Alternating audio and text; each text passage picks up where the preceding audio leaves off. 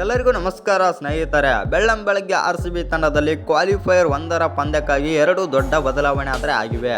ಹಾಗಾದರೆ 2 ಪ್ಲೇಯರ್ಸ್ ಯಾರೆಲ್ಲ ಬಂದಿದ್ದಾರೆ ಮತ್ತು ಯಾರೆಲ್ಲ ಔಟ್ ಆಗಿದ್ದಾರೆ ಅಂತ ತಿಳ್ಕೊಂಬರೋಣ ಬನ್ನಿ. ಅದಕ್ಕಿಂತ ಮುಂಚೆ ನೀವೇನಾದರೂ RCB ಅಪ್ಪಟ ಅಭಿಮಾನಿಯಾಗಿದ್ದಲ್ಲಿ ಈ ವಿಡಿಯೋಗೆ ಒಂದು ಲೈಕ್ ಕೊಟ್ಟು ನಮ್ಮ ಚಾನಲನ್ನು ಸಬ್ಸ್ಕ್ರೈಬ್ ಮಾಡ್ಕೊಳ್ಳಿ.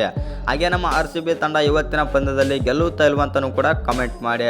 ಇನ್ನು ನಿಮಗೆಲ್ಲ ಗೊತ್ತೇ ಇರ್ಬೋದು, ನಮ್ಮ RCB ತಂಡ ಬಂದುಬಿಟ್ಟು ಲೀಗ್ ಸ್ಟೇಜ್ ಪಂದ್ಯದಲ್ಲಿ ಬಂದುಬಿಟ್ಟು ಲಕ್ನೋ ಸೂಪರ್ ಜಾಯಿಂಟ್ಸ್ ವಿರುದ್ಧ ಭರ್ಜರಿಯಾಗಿ ಗೆದ್ದು ಟಾಪ್ 2 ಸ್ಥಾನ ಆದರೆ ಖಚಿತ ಮಾಡಿಕೊಂಡಿದೆ ಅಂತಲೇ ಹೇಳ್ಬೋದು. ಆ ಕಾರಣದಿಂದಾಗಿ ಇವತ್ತಿನ ಪಂದ್ಯದಲ್ಲಿ ಕ್ವಾಲಿಫೈಯರ್ 1ರ ಪಂದ್ಯದಲ್ಲಿ ನಮ್ಮ RCB ತಂಡ ಪಂಜಾಬ್ ಕಿಂಗ್ಸನ್ನು ಆದರೆ ಎದುರಿಸುತ್ತಾಗಿದೆ. ಇನ್ನು ಈ ಪಂದ್ಯಕ್ಕೆ ನಮ್ಮ RCB ತಂಡದ ಪ್ಲೇಯಿಂಗ್ 11ನಲ್ಲಿ ಏನೆಲ್ಲ ಚೇಂಜಸ್ ಆಗಿದೆ ನೋಡೋದಾಯಿತು ಅಂತಂದರೆ, ವಿರಾಟ್ ಕೊಹ್ಲಿ, ಫಿಲ್ ಸಾಲ್ಟ್ ಆದರೆ ಓಪನರ್ಸ್ ಆಗಿ ಎಂದಿನಂತ ಬರ್ತಾರೆ. ಇನ್ನು ನಂಬರ್ 3 ಮಯಾಂಕ್ ಅಗರ್ವಾಲ್ ಬಂದರೆ, ನಂಬರ್ 4 ರಜತ್ ಪಟಿದಾರ್ ಆದರೆ ಬರ್ತಾರೆ. ಇನ್ನು ನಂಬರ್ 5 ಬಂದುಬಿಟ್ಟು ಜಿತೇಶ್ ಶರ್ಮಾ ಬಂದರೆ, ನಂಬರ್ 6 ಟೀಮ್ ಡೇವಿಡ್ ಆದರೆ ಬರ್ತಾರೆ.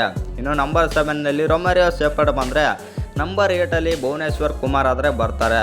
ಇನ್ನು ನಂಬರ್ 9 ಎಸ್ ದಯಾಳ್ ಬಂದರೆ, ನಂಬರ್ 10 ಜಾಸ್ ಹೆಜಲ್ವುಡ್ ಆದರೆ ಬರ್ತಾರೆ.